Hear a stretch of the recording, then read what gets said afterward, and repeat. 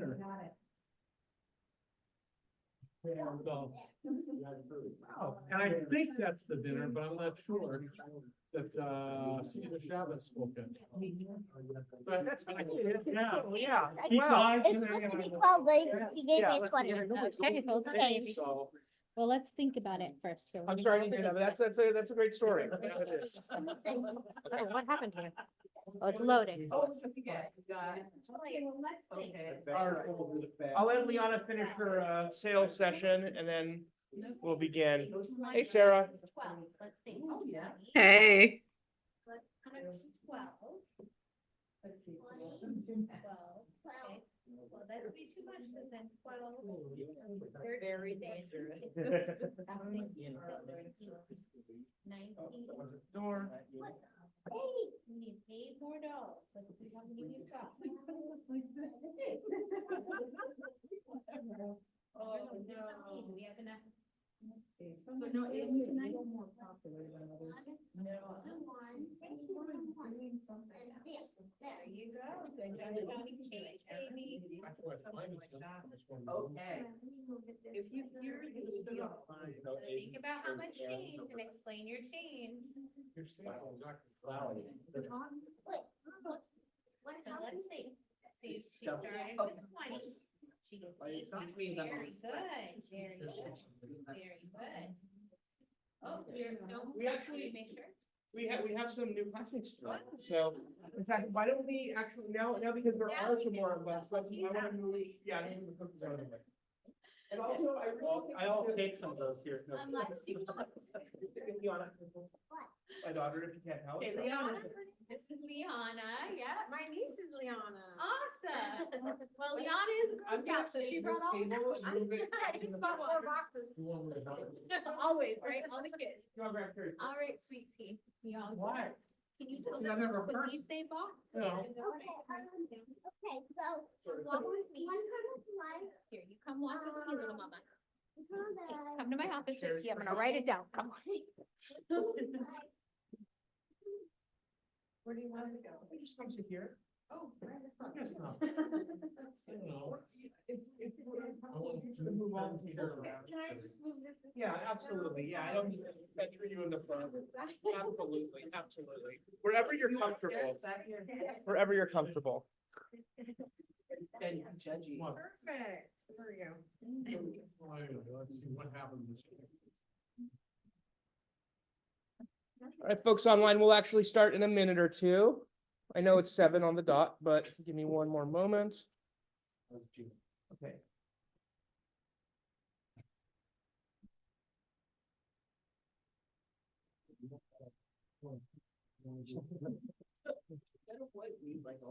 Jenna normally does my sort of tech production, so we'll start as usual. He's not, he's like the biggest. Well, with me. Well, yeah, you. Me. So it's me, like literally licked my hand and grabbed it. It was so cute. So huge, that was huge, It was huge. There, I'm silent.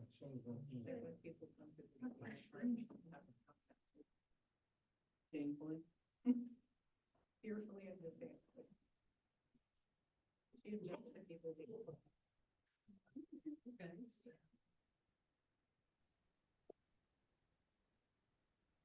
Exactly, yes. Her coco's up here. Here. We don't normally, my in-laws watch my daughter. I came home, so this is, yay, you're home. I'm gonna chew my little ball. I'm gonna kick it. It's, It makes it odd that I'm using microphone, but that's kind of with our sound, that's the only way the folks online can hear. So that's why there's a microphone. If you have a question or you want to, or comment, I'll go and bring the microphone to you so the folks online can hear you. So that's just to sort of give you a heads up, because it is sort of an odd setup. So, just make you aware of that. Okay. First time I was. John, it's hot being here. loud. It's hot in here? You want to turn the air on? Yeah. That's what I already said. I'm gonna way ahead of you. Okay. All right. Okay, so Liana will do her thing at the end. Well, Liana's still selling cookies? No, I'm saying she'll do it at the end. Okay, all right. I thought she had finished work.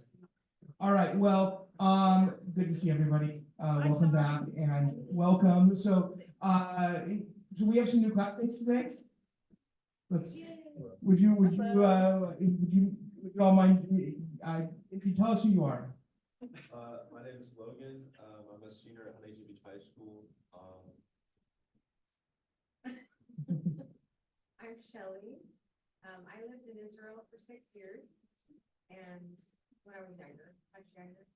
And Logan did Hebrew school at a different place when he was young and he's kind of exploring different faiths, I guess, Judaism included, and we just decided to check it out.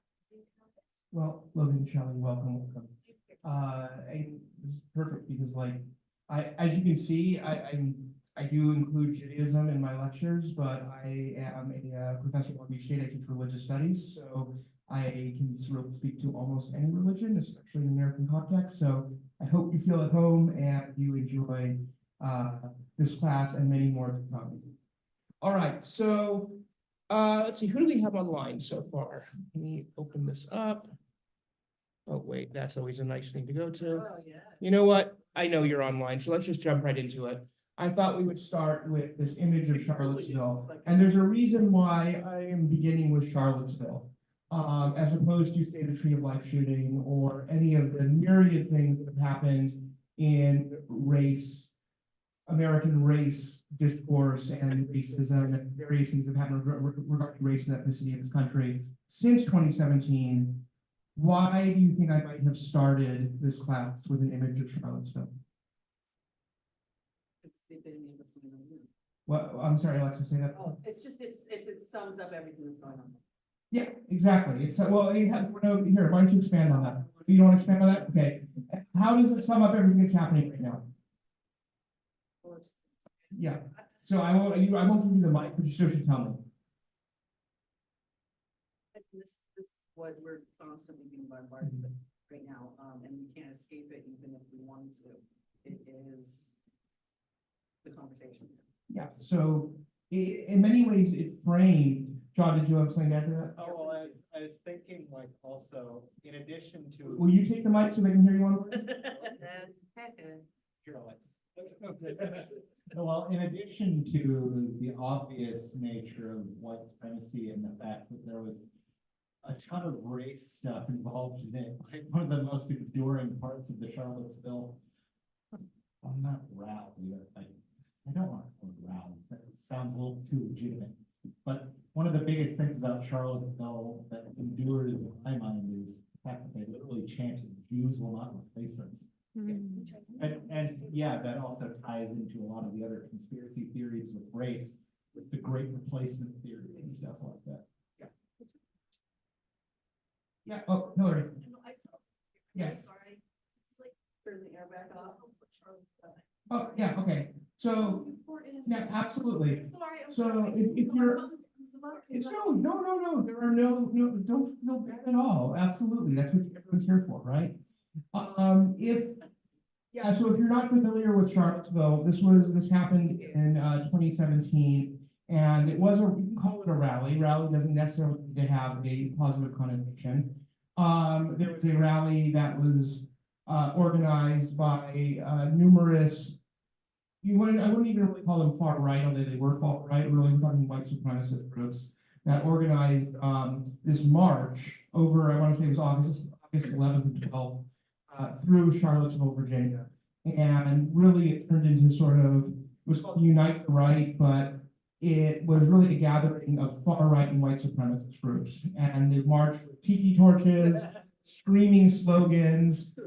What this gentleman is probably screaming right now is, John said, the Jews will not replace us. They actually sort of vacillated back and forth between you will not replace us, but you, with the implication with Jews, right? Now,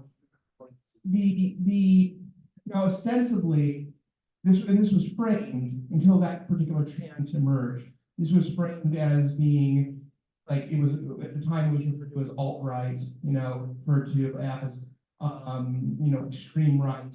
And really wasn't until this white supremacist language started emerging, it wasn't framed as a white supremacist rally.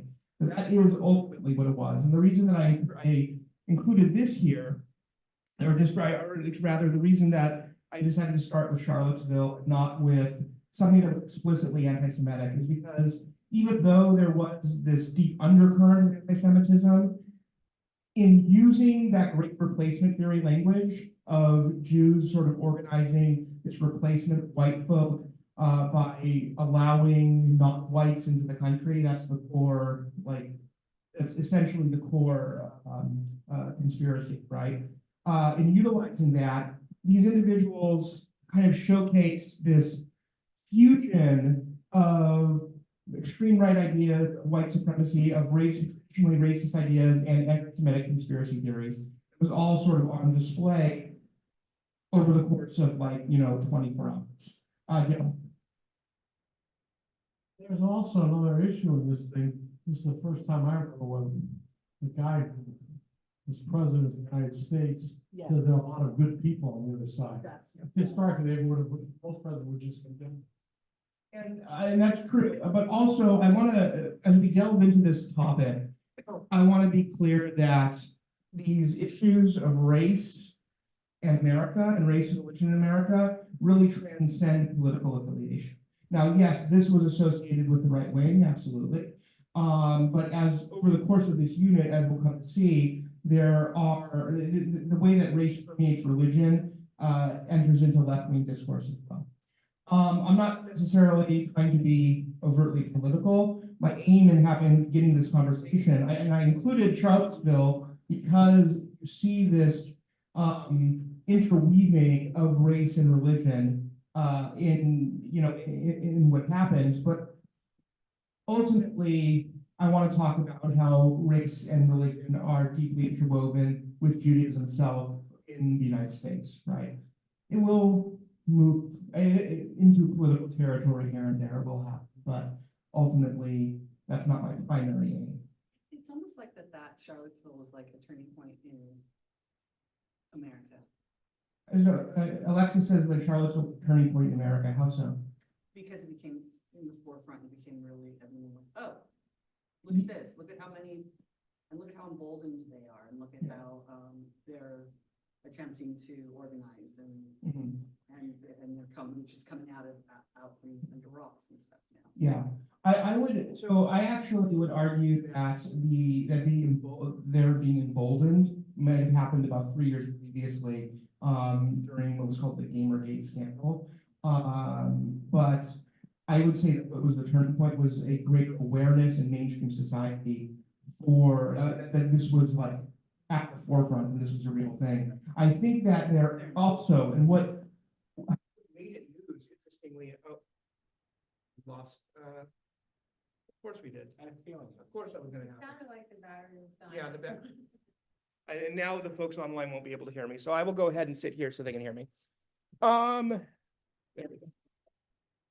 I think one of the things that brought Charlotte, that made it as sort of shocking as it was their chanting, was the anti-Semitic chanting. And because in many ways, anti-Semitism has been seen, at least overt anti-Semitism, until the middle 2010s, had been seen as like the last taboo, right?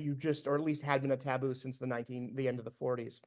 And so for these folks to be shouting anti-Semitic slogans, that was a shock to many people who thought that this was something that didn't exist anymore. Now, of course, overt racism, right? Not necessarily anti-Semitism, but racism has always been part of this country that had not gone away. And all of this stuff always was there. But because suddenly there was a spotlight on it, people became more aware of it. I also included it because some of what they were chanting was explicit National Socialist fascist rhetoric. So they used a phrase called blood and soil, which was rooted in German, the German phrase Blut und Boden, which means blood and soil. And I felt that this usage of this phrase also really encapsulated what, the state of anti-Semitism and race in America and in general, because it's just fascinating to me that they're talking about blood and soil on soil where people who were brought over from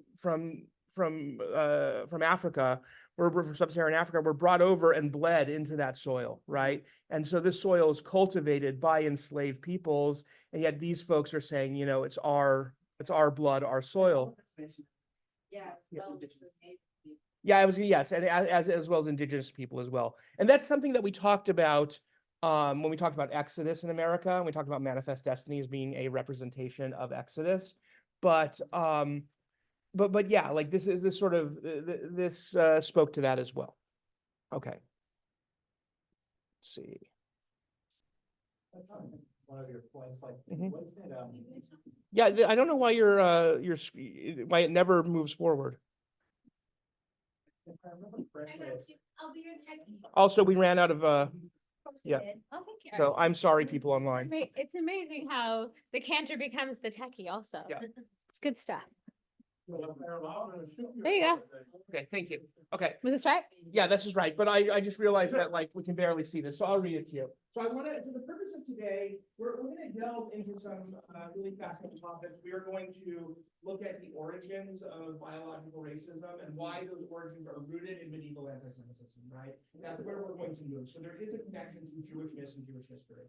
So we are going to go back into the medieval period. We're going to look at what's called humor theory, which is the belief that the body contains these like various fluids that have an effect on one's personality and how that would eventually become both anti-Semitism and racism. So those are the sorts of things we're going to look at. We're going to look at the Spanish Inquisition and how another aspect of biological racism, the idea that there's something about the blood that is either pure or impure, that is sort of rooted in a Spanish fear of Jews who were like living in secret during Spain, how that's connected ultimately to colonialism, which it is.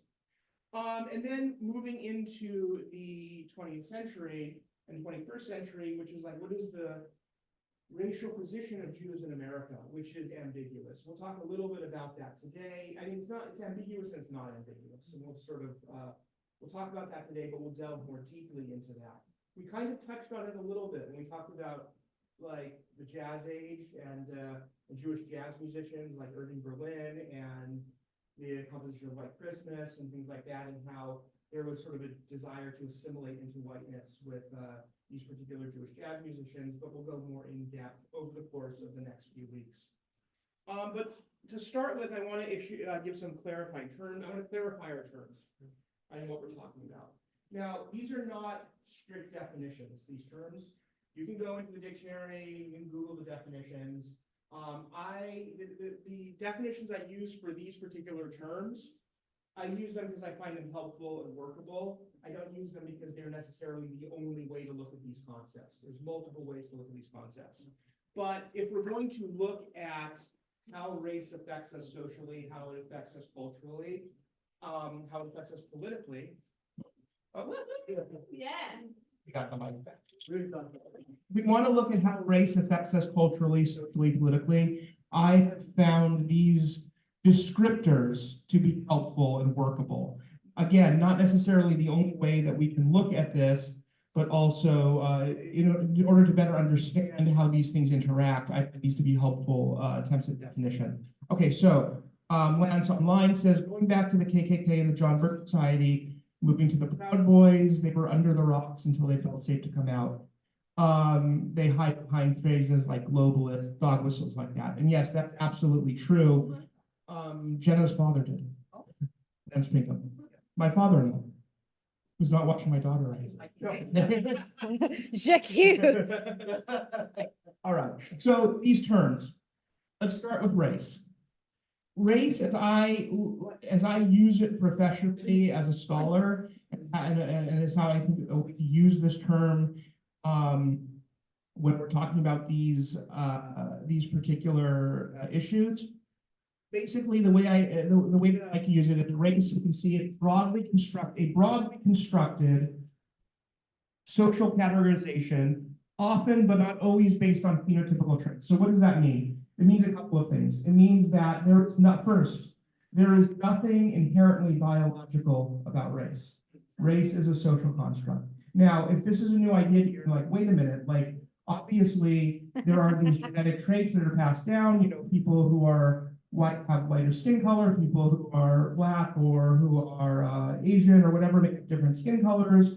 But the reality is that these are social and cultural meanings that human beings put onto phenotypical traits. Phenotypical meaning those physical traits that appear visually from an outward perspective. So race itself is not a real thing. It's not a biological thing. Now, is race real in a cultural and social sense? Yeah, absolutely. Right? In our lives, and this is especially true if you have darker skin color, but not always the case, right?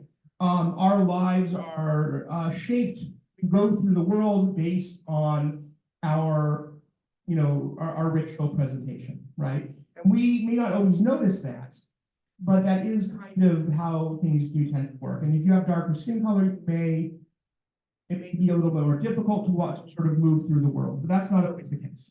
But anyway, race is a social categorization, right?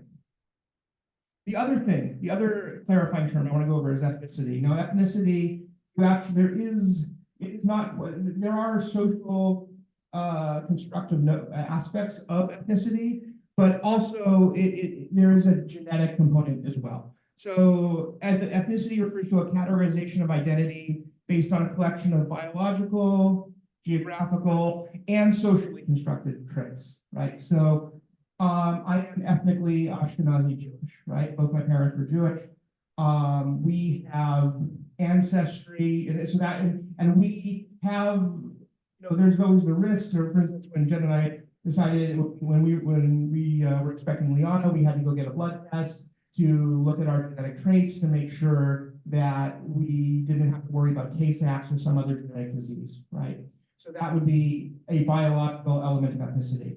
Geographically speaking, I have ancestry in Eastern Europe, right? We want to go back far enough when we talk about ancestry in Levant, but really in the past couple hundred years, geographic ancestry in Eastern Europe. And then when I say socially constructed traits, what I mean is culture, right? I have a Jewish culture. It is both an Ashkenazi culture and it is an American Jewish culture. And all of that is tied up in this term called ethnicity. And then finally, when we talk about religion, religion is one of those slippery terms. We think we know what it means, but it has multi-variant meanings. And the way that we want to talk about religion in this particular unit is that look at religion as cultural behaviors that usually pertain to themes of a transcendent nature. So, because there are some religions that aren't particularly interested in a higher power, there are some religions that don't necessarily utilize rituals. So what we normally think is religious would not always, it doesn't always sort of work out that way. But I do find it helpful in a very broad sense to think of religion as a cultural behavior that has to do with the transcendent. Transcendent can mean achieving a state of meditative enlightenment, or it can mean God, or it can mean ancestor generation, or anything of that sort, right? Any questions so far? Yeah. This seems like a series of overlapping Venn diagram, a series of overlapping areas, all these things sort of overlap. Yes, they all overlap. They absolutely overlap. That's why we're doing this class, right? Oftentimes race, religion, ethnicity, culture, gender, ability, any number of different identity components, right, are seen as like separate categories or separate entities, right? And so, okay, I'm going to put on my religious hat right now, and then I'm going to go put on my gender hat, my male hat, or something like that. The reality is that all of these things are deeply interwoven. Religion especially, religion is woven into all of our other identities. Intersectional. Yeah, we're getting there. Oh, no, Well, spoilers. especially too, seeing as Judaism is one of the rare cases of an ethno-religious group. Well, it's probably the largest ethno-religious group, probably. Yeah. Yeah. So, so an ethno-religious group. You want to explain what that is?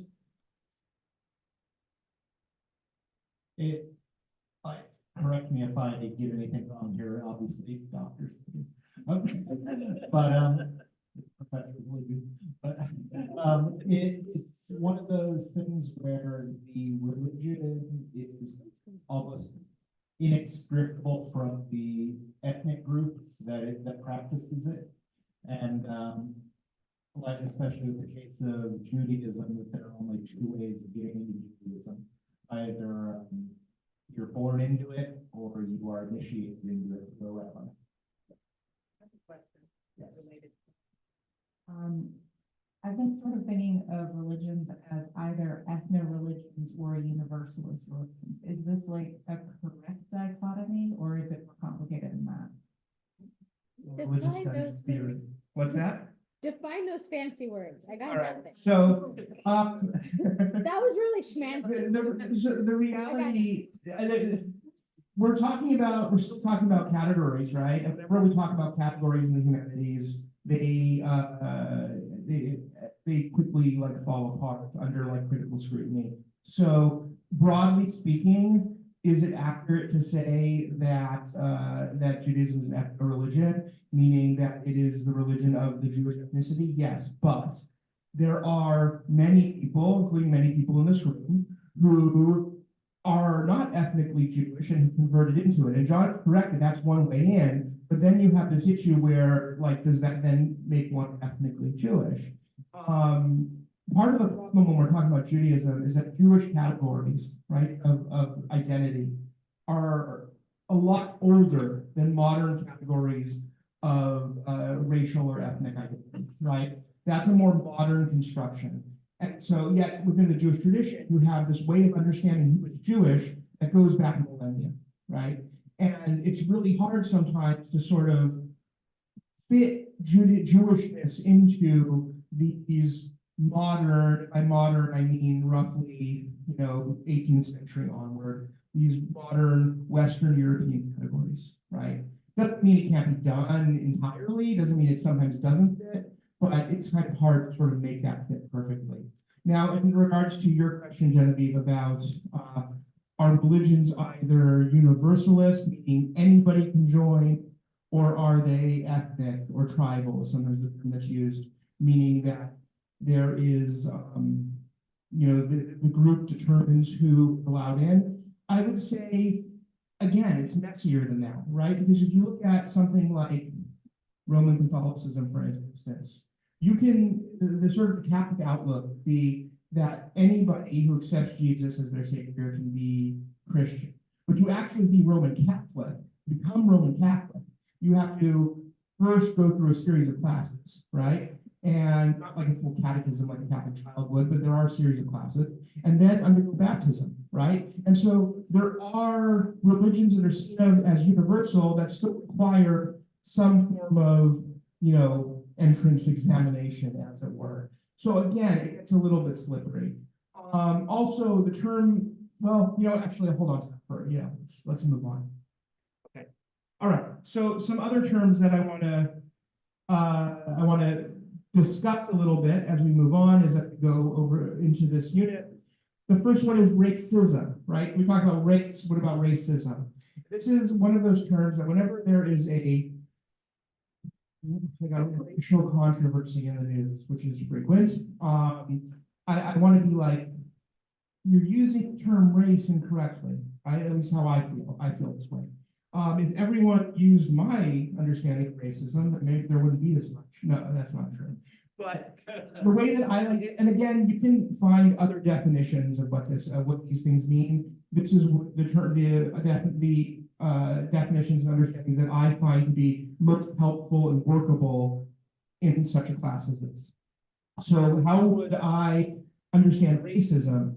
I understand racism to be systemic discrimination predicated on racial categories, usually privileging a dominant racial group. So what does that mean? Essentially, what that means is that racism is part of the larger cultural society. Not most folks, but many folks sort of get caught up in this idea that racism is only about disliking someone based on their skin color, right? And that is part of racism, sure. But racism as it functions in a modern society is more than just disliking someone or having animosity on an individual basis. Racism is the, not even necessarily the construction, the maintenance of social systems that have either intentionally or unintentionally discriminated against another group of people based on these racial categories. So usually that's privileging a racial, dominant racial group, right? And in this country, that would be whiteness would be privilege. So when you hear things like white privilege, that's what it's referring to, is that the systems that are in place tend to benefit one group more than another. All right. Now, contrast this to the notion, to something that we refer to as prejudice. This is, most people, when they misunderstand what racism is, they're thinking of as prejudice. They're not thinking, it's not that like this doesn't, that they're wrong, they're just thinking of something a little bit different. So prejudice would be animosity towards others based on one or more of their identities. And I want to sort of be really clear right now, I'm not saying that this is the only thing that we should focus in on, and this is, whatever, it's not a big deal. Of course, that's a big deal, right? Of course, we should try to keep kindness in our hearts towards like everybody, regardless of their identities, and only on like the content of their character, as it were, right? Ultimately, though, trying to keep oneself free of prejudice has nothing to do, or at least isn't directly having anything to do with the maintenance, establishment, and ongoing nature of these cultural and systemic racial structures that permeate our culture. All right, and then this last idea that you'll hear me talk about a lot is that of identities. What is an identity? Those are the categories which we perceive about ourselves and are ourselves perceived. So my Jewish identity, right? That's a big one. I'm a Jew, and other people know me as a Jew because I live openly as a Jew. And sometimes, sometimes people can look at me and see like certain Ashkenazi traits, right? Not always, but it does happen. But that would be like one of my identities. My other identity is a male identity. I'm a heteronormative cisgender male, meaning that I am not transmasculine, I am born male, I identify that way, right? I have other identities, an American identity, right? An American citizen. And then on from there, I'm a father, I'm a husband, I'm a Red Sox fan, stuff like that. You did not know that? Yeah, you know what, I used to be like really crazy about the Red Sox. I still am, but when I went to graduate school, all my attention sort of fell into that. And I stopped hyperfixating on it, exactly. But one time, a funny story, when we were first dating, when Jen and I were first dating, we went on a date down to O'Connell's pub down on Bouchard, is it? So Bouchard, yeah. And I think this was one of the first times I met her dad, right? And I had had a few too many to drink, and it was the Angels were playing Red Sox, and O'Connell's is sort of a Red Sox bar, but this particular night it was all Angels fans, and I'm an Angels fan too, right? I lived here most of my life, but this particular night, like, and the Red Sox were choking, as they frequently do, and I got really mad, and I slammed the table down, and like beer spilled everywhere, and it was really, and the whole bar went quiet, and this guy was like just like a Red Sox fan. And that was one of the ways that I sort of introduced my. And I was introduced to my father-in-law, to my future father-in-law. Still accept. Catherine Jen is covering her face right now It's definitely one of your identities. she says it's definitely one of them. All right. Moving on. I will take care of that. I was born in Boston. I was born in Boston. Oh, you were? Yeah. Oh, yeah, so I am technically from Boston. I was born in Sharon, actually, which is like a major Jewish suburb of Boston. All right. Comes from a real place, yeah. So what I kind of described just now are what we might refer to intersections of identity, right? All of these identities intersect with one another. I'm not just Jewish, and then also at another time, just like male, and another time, just a dad, right? I am all these things to varying degrees at different times. And what's really interesting about that is that Jewishness, and the idea of not being one thing or another, or being betwixt and between different states, that's referred to as liminality, right? And Jewishness itself, and Jewish history itself, operates in this liminal space. So we can kind of look at Judaism and Jewishness as being the same type of like intersection, right? Not just an intersection with other identities, but it almost exists intersectionally. It exists in a liminal space. How does it work that way? Judaism is diasporic, or at least for most of our history. Not really including prior to the Roman period, because that was, you might call that Israelitism, but most of our history is Jews. So from the Roman period and dispersion onward until 1948, the vast majority of us were living diasporically, not in our original ancestral homeland, right? And not in one other place, but all over the place, and oftentimes on the move, not settled in one place or another. So we have been and our culture, as a result, for the vast majority of history, has been diasporic. We have our Jewishness and our Jewish religion has been focused on what it means to live outside of the land of Israel, oftentimes in the company of non-Jews, to varying levels of success.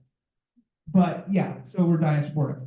We are intentionally discursive. That's a very, very, very fancy way of saying that we argue a lot, and we are unable to doctrinally say that this is what we believe, this one thing about God.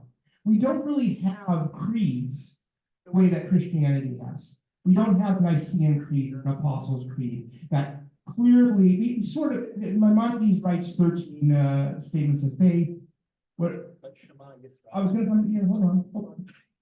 We have Shema, the Shema. So listen, Israel, the people of Israel, the Lord is our God, the Lord is one. Sorry. So I think this was the first week of classes, so I was like going up other creeds that are similar to that in my head. So I almost said the Shahada by accident. It is very similar to Shahada. Minus Muhammad, right? That's the main difference. So Shema Which is is which religion? Islam, right? Shahada is Islam. Yeah. Someone asked that?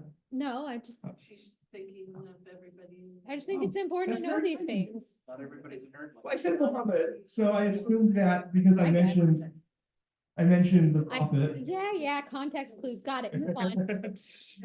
So, yeah, we don't, but we have the Shema, but there is endless discourse on what Shema means. So yes, Shema is in, the marriage would not have happened had Sean been a giant Yankees fan. So yeah, God forbid. I wouldn't be able to live with myself if I was a Yankees fan.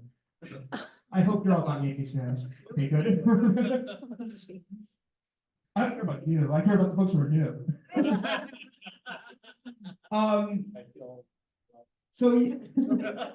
So intentionally discursive.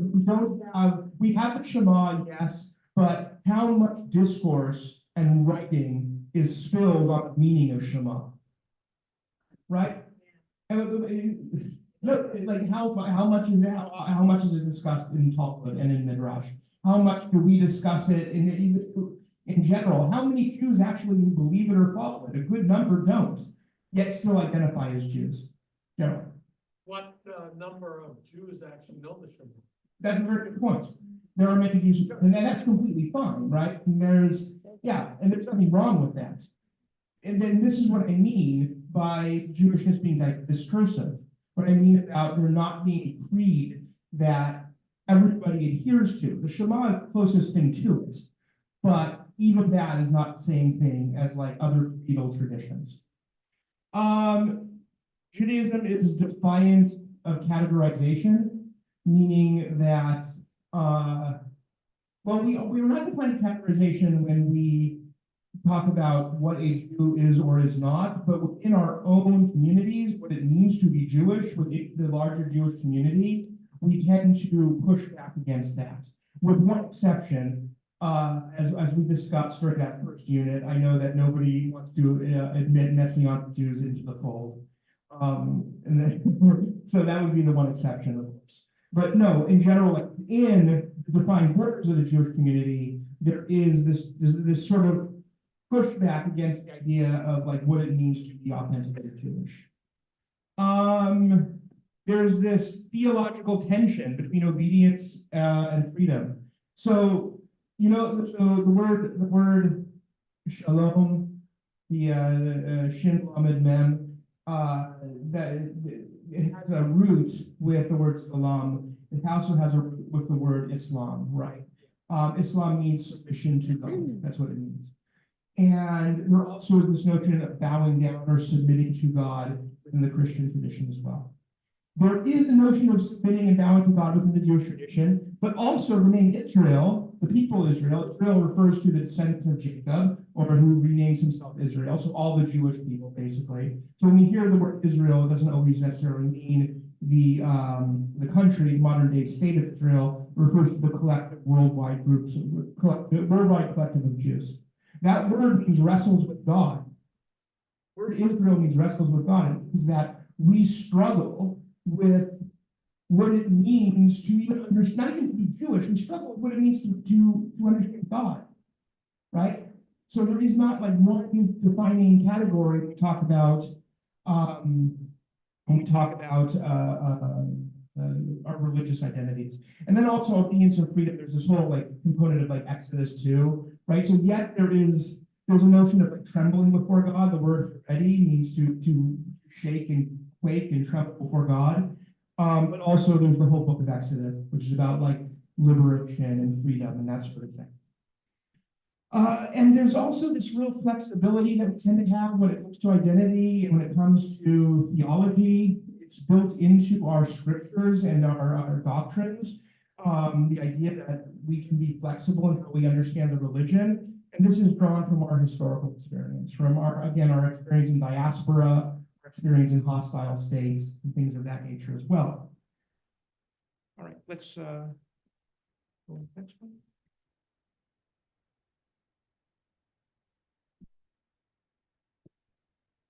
Before I go into this, were there any questions? I normally ask if there's more questions. Okay. Do Jews have to believe in God? Do Jews have to believe in God? No, I don't think so. I know that there's others who disagree. I actually had this argument with Rabbi Young a number of years ago.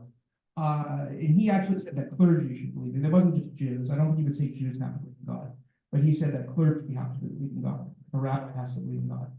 And I disagree with him on that. I don't think it's necessary. I think it's necessary from a practical standpoint, meaning if you are a clergy person, if you are a rabbi or a cantor, and I'm just speaking hypothetically, I'm not like referring to you or anything like that.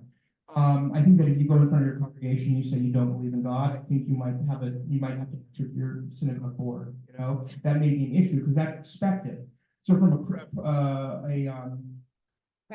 practical perspective, yeah, but from a personal, theological, philosophical perspective, no, you can live a vibrant Jewish life within the confines of mainstream Judaism, the Reform, the conservative, or the modern Orthodox world. I would say even among some Hasidic too, and you can live a fully vibrant Jewish life without having that specific belief, because Judaism ultimately is about praxis, it's about practicing the tradition rather than doctrine or believing it. It's probably easier to practice if you believe, but it can still be done if you don't believe. Now, I know that there's a branch of a denomination of Jews called secular humanistic Judaism, who are avowedly atheist, and that's part of their practice. I would argue that you could still function within a traditional synagogue and not believe in God. Yeah. That brings up an issue from Rabbi Simon's book, Finding God, and it's not the whole book at the beginning why he got into it was the fact that teachers. He got into the subject finding God because he interviewed a bunch of religious school teachers like you under your command, and they said that they refused to talk about God in any way, shape, or form. Yeah. And so that's what got him interested. And so therefore, he was why the religious school teachers not want to talk about God. Yeah, actually, I think that stems from this reluctance of among Jews historically to really firmly come down on one theological stance or another. There are like schools of thought within the Jewish tradition that people follow, but like hard and fast rules, I mean, yeah, there's hard and fast rules, but in the larger Jewish community, we disagree about that. One could argue that keeping kosher is a hard and fast rule. To be Jewish, you have to keep kosher. But I know that everyone in this room doesn't all keep kosher, right? I know that. And that's okay. That's okay, because within this part of the Jewish community, that's okay, right?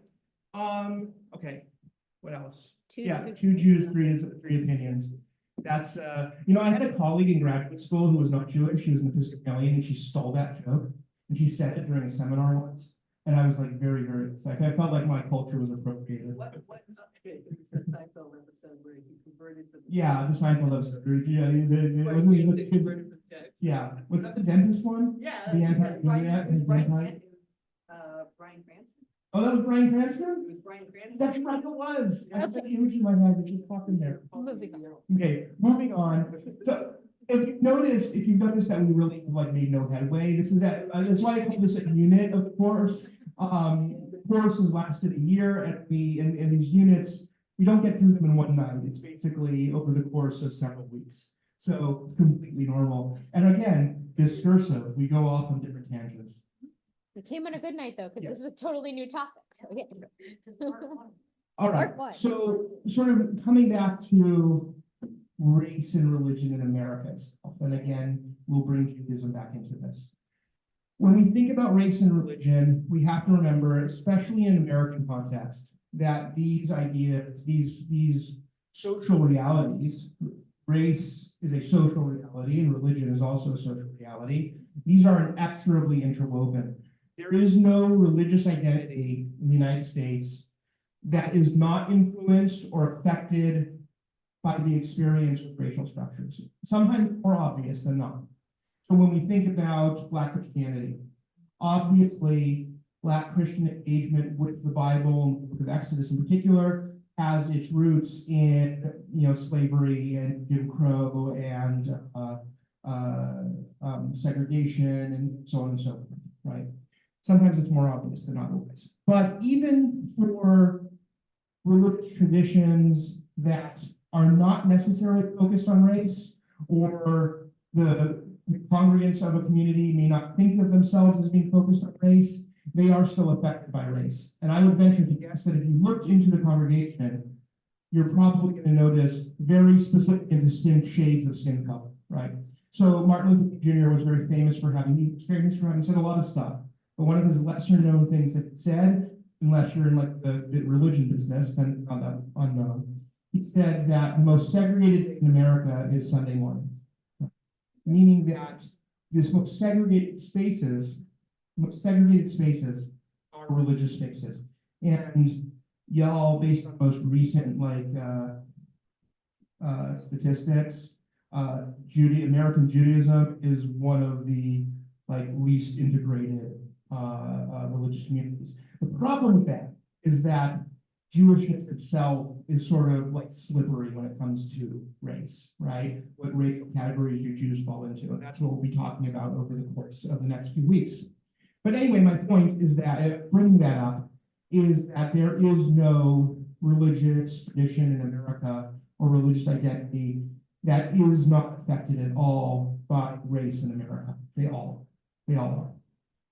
Our experience is shaped by racial structures and cultural attitudes. When I was talking about Exodus, that's an example of that. So I kind of already touched on that.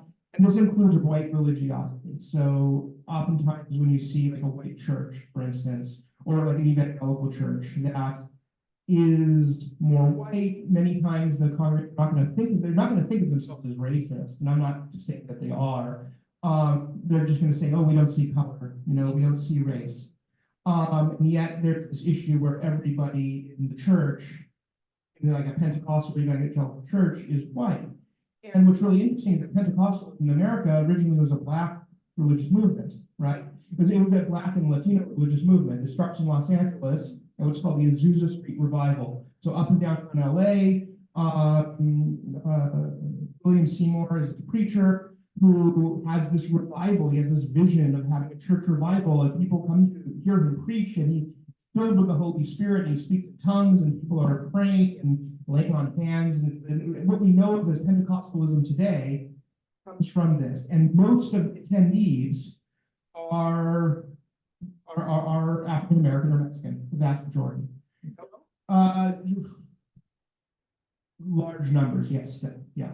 But if you go to a white Pentecostal church, and I don't think that the folks who are attending this are thinking to themselves that, oh, we're at this church because we're white. They're not thinking about it that way, but for some reason, most of them aren't. For some reason, it's still heavily segregated. And so their experience is marked by racial distinctions because there is no racial distinction within their church. And also there are these larger political structures having to do with religion that are also tied up with race. That's another reason why we started with Charlottesville. Let's move on. Where are we on time? It's like 7:48. 10 minutes, 12 minutes. All right. So where do Jews fit into all of this? Right. And like everything else, there's a degree of ambiguity. Right. Sometimes I heard a comedian said, and we hear, you know what, it's funny, we hear a lot of discourse with the war in Israel right now, and as the discourse of the pro-Palestinian movement gets tied up with discourse about race in America, we sometimes hear many Jews are trying to say, where do we fit in with this? Because anti-Semitism is still a thing, and yet we sort of find ourselves outside, many Jews find themselves outside of social justice movements. And sort of this pushback against racism. And so I heard this comedian say that like Jews are Schrodinger's whites. So implying like Schrodinger's cat, which is a concept from theoretical physics, which is that I think it's supposed to explain like measuring like the position of a particle. But I'm not a physicist, so I can't really go into this that deeply. But basically, it is that you got to imagine measuring a particle. Subatomic particle, it's like a cat that is, this is Schrodinger, Gerhard Schrodinger, who was the scientist who came up with this. It's like a cat that's in a box and there's like there's poison in the box, and there's a 50% chance that the cat dies, and you don't, but for a period, the cat is both alive or dead, right? You don't know if it's alive or dead. It could be either or. So this comedian said that Jews are like Schrodinger's whites, depending on who's observing, right? Or how you're observing, Jews are either white or white. So there's this ambiguity when it comes to Jewishness and race. But yes, I think what it comes down to that is white supremacists don't think we're white. And since it's a construct to begin with, then we're not white. well, but here's the thing, like racial constructs are malleable, right? So this is what I mean when I say that race is a social construct. Yes, our phenotypical traits, like lighter skin, that's not a social contract, a social construct. That's a biological reality, right? But how society views those traits and what society or any people in society infer from those traits, and how society is built around the assumption of those traits. That is the constructed nature of this. So race can change depending on how people feel at a given time. Race changes depending on historic periods and on cultural practices and beliefs. So this is why over the course of this unit of study, why we're going to jump into the medieval period and look at Galen's humor theories of like black, red, yellow, and white bile, right? Which are, and why ideas of race come from that. Because this is one of the earliest iterations of this type of thinking, but it changes over time. This is why you'll hear people say, well, I don't understand why there's these distinctions because my ancestors were Irish and they were not considered to be white. My ancestors were Italian, they're not considered to be white. And yeah, that's true. Whiteness changes over time. Whiteness in Europe means something different than whiteness in the United States, right? So depending on your cultural, geographic, historical period, race will mean something different. And this is one of the reasons why American Jews find themselves caught up in this, is because just 70, 80 years ago, right, over 2/3 of us, a third of us, were wiped out because we were not considered white, right? And those racial assumptions have carried over. They've carried over into this country and to other parts of the world as well. And yet at the same time, especially in the past 50 years, in the past 50 years, I don't know if we'll get to it today, but we will talk about it. There has been sort of a conditional whiteness that has been granted to the larger Jewish community, assuming that these Jews are not also from another race. There are many Jews who are not white, of course. And so, again, so it's like whiplash. It's like a racial roller coaster. We've gone in a lifetime, the space of a lifetime, from the worst possible outcomes of racism to being from a privileged class, right? We scratch our heads over it. And that, to me, that is a perfect example of how race is socially constructed and how what race means depends on where you are at any given period. I kind of mentioned this already. Anti-Semitism, or rather Jewishness and anti-Semitism predate modern conceptions of race. We're going to talk about that. This is another reason why we're kind of like, why is this ambiguous? Why do we not understand our racial category?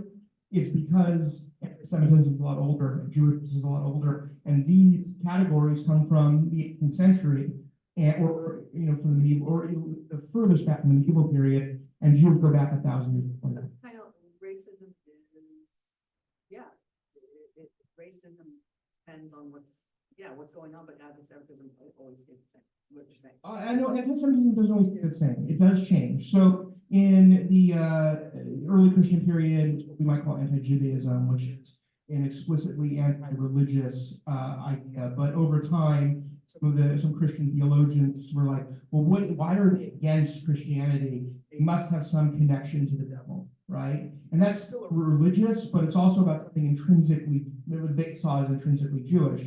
By the time you get into the early modern period, especially as more Europeans are starting to think about like anatomy and biology, they're like, well, what is it that makes Jews distinct? It's not necessarily religion. There must be something in their blood, right? And it's something that the Spanish will do. And that idea will eventually give way to both modern anti-Semitism and modern racism. So these ideas do change, but Jews being subaltern, right, being sort of a marginalized group in diaspora, whether it's under like Christian or Muslim rule or elsewhere, that's always been the same until 1940. Yeah. Yeah. So now the question is, what's anti-Semitism? Because as you were talking, I just remember last week watching on PBS about the German-American Bund and all these crazy things. When Rabbi Stephen Weiss, when there was all this, before the Bund was spread, he asked Americans to boycott German goods. This is in the 30s, and German goods dried up. And so the Nazis had to get rid of their operations and start all over again. Most of these people boycotting German goods weren't Jews. Yeah, no, the purpose of the class is not to say like, oh, we have it back in the United States. Another simple reality is that we as a collective, as a people, are safer than we have ever been historically in the United States. Rather, we're safer as Jews, right? And, there are plenty of issues in the United States that make us not safe, of course, but even with rising anti-Semitism, we are probably at this moment safer than we've ever been. I don't know if that will be the case forever, but right now we're still pretty safe, right? We don't have to fear, like, in many ways, we're safer than you would be in Israel, right? Because of the war and terrorism connected to the occupation and so on and so forth. So you're right, Daryl. It doesn't surprise me that people stepped up, although there also was the time mobilization against the Nazis and the Axis in general. Well, before that mobilization. Well, nevertheless. Yeah, but it's just Yeah. interesting stereotyping even anti-Semitism does. So, but I think that leads me to this next final point, is that even with anti-Semitism being on the rise, even with this ambiguity, even with we have been historically safe here, especially in the past, 50 years or so, but you still have things like Charlottesville, you still have the Tree of Life shootings, right? You still have on almost a horrendously regular basis, Orthodox Jews being randomly assaulted in like New York and New Jersey, right? This is a regular occurrence. Even with all that, we have been pretty safe. And broadly speaking, even with all that,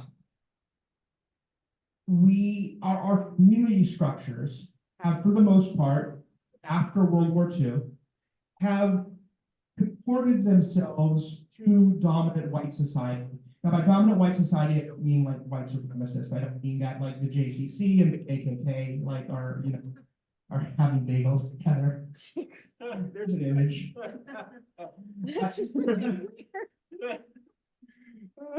Someone needs to AI that ASAP, I please. mean, Like, I want to see an it's image. like, it's. Plan would know to boil the bagels. Oh, oh, Okay, I'm not gonna repeat that. So I don't mean that. What I mean is that, remember, we're talking about, race, when we talk about racism, it was referring to social structures that uphold, and not always intentionally on the part of individuals, but uphold one group of people over another, upholding through things like, through better access to better healthcare, access to better community, better living situations, access to parts of a city that aren't marked as much by pollution, access to these places through things like redlining, which were policies in place where banks would not lend to people of color, right? Prior to the First or Second World War, Jews were affected by that in this country.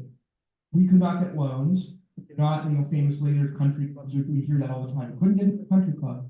Jews purposefully changed their names. It wasn't because it was some, foolish clerk at Ellis Island. That's a myth. We changed our names because we intentionally changed our names to have better access to better careers, right? That all this stuff was true, and in some ways, it still is true from time to time. But after the Second World War, Jewish GIs had access to the GI Bill. Jewish families did not have to worry as much about redlining. Jewish families engaged in, not as much as other communities, but still engaged in white flight out of urban centers. For Jews, it was sort of into just on the outskirts of the urban center, not quite suburban, the exception of Fountain Valley. Not quite suburban, also not fully urban either. So all of these things still happen, and a huge amount of community wealth was created, not in a like anti-Semitic conspiratorial sense, but in the sense that, like other whites in America historically, Jews were able to gain access to these structural privileges. And that's true. It's why there is so much confusion right now. It's like, what's going on? Why is it so shocking? White American cultural Jesus is portrayed as white, despite him actually being a Middle Eastern Jew. Well, yeah, so that sort of comes from like Solomon's Jesus, he was a Christian painter who created that classic image of Jesus that we all see today with like the flowing locks and the very white skin. That was a American Christian invention. Not white skin Jesus himself, that's a European invention, but that's true. That's true. Okay. All right, let's move to the next slide. Oh, no, it's 8 o'clock. It's 8 Yeah. o'clock. You're good. We're right on time. Thank you. Thank you for indulging me with something that I actually love to talk about. Are there any last minute questions?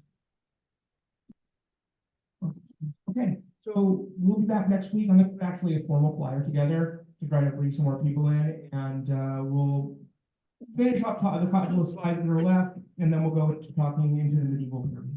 Okay? All right. Thank you, everybody. Thanks, Sean. Awesome. Thanks, everyone online. Thanks, Thank AT. you both for coming so much. Thank you. Coming. Have a good night. Good night. And like, no